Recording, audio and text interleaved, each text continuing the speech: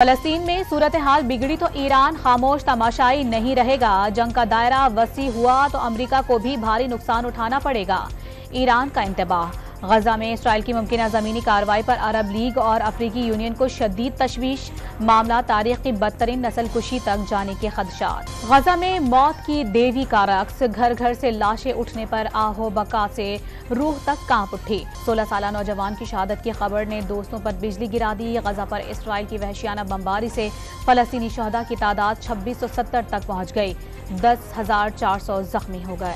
फलस्तीनियों के जख्मों पर मरहम रखने वाला मसीहा खुद गमों से चूर हो गया। गजा में लोगों की जान बचाने वाला डॉक्टर अपने बेटे की जान गंवा बैठा।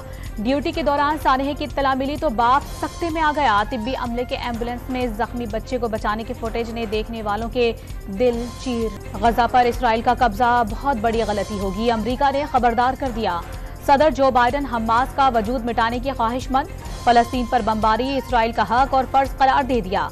इसराइल के दौरे पर गौर शुरू कर दिया। अमरीकी कौमी सलामती के मुशीर को जंग में लिबनान सरहद पर नया महाज खुलने और ईरान की शमूलियत का खदशा।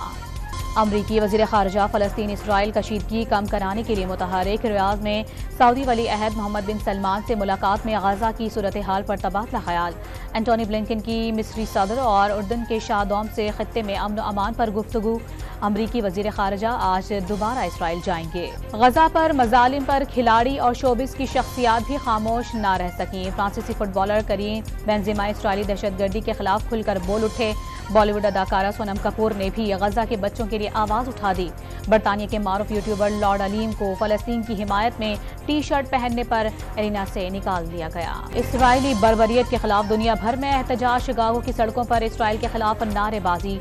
बर्लिन में फलस्तीन के हक में मुजाहरा करने वालों पर पुलिस टूट पड़ी। आयरलैंड में भी फलस्तीनियों के हक में शहरी सड़कों पर निकल आए। इस्तांबुल में मुजाहिरीन ने गजा के हक में नारे बुलंद कर दिए।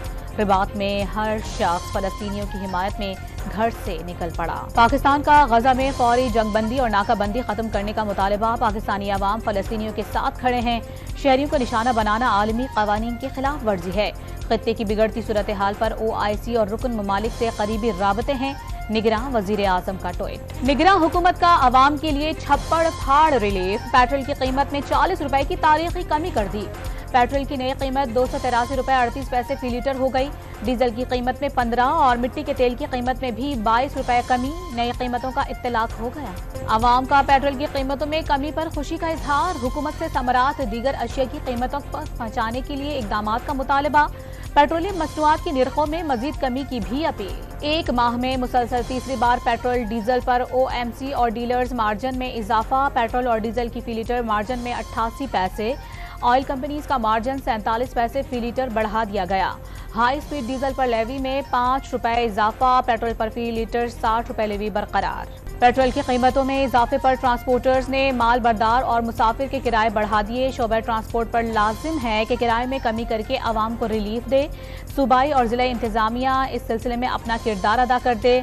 निगरान वजीर इत्तलात मुर्तजा सोलंकी का ट्वीट। निगरान वजीर आजम आज 4 रोजा दौरे पर चीन रवाना होंगे। अनवारुल हक काकर चीन में तीसरे बेल्ट एंड रोड फोरम में शिरकत करेंगे। निगरान वजीर आजम चीनी सदर शी जिनपिंग, सरमायाकारों और कारोबारी शख्सियात से मुलाकातें करेंगे। साबिक वजीर आजम मियां मोहम्मद नवाज शरीफ मदीना मुनव्वरा पहुंच गए। रोज़ा रसूल सल्लल्लाहु अलैहि वसल्लम पर हाजिरी दी।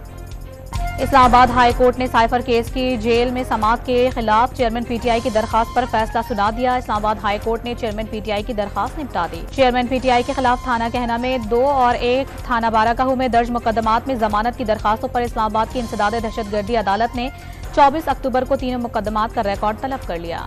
लाहौर की इंसदाद दहशतगर्दी अदालत ने जलाओ घेराव के मुकदमात में चेयरमैन PTI की बहनों और असद उमर की जमानत में 31 अक्टूबर तक तौसी कर दी। सुप्रीम कोर्ट ने राइट टू इन्फॉर्मेशन एक्ट के तहत अपने मुलाजमीन की तफसीलात फराहम करने की दरखास्त मंजूर कर ली। रजिस्ट्रार ऑफिस को 1 हफ्ते में मुलाजमीन की तफसीलात फराहम करने का हुक्म।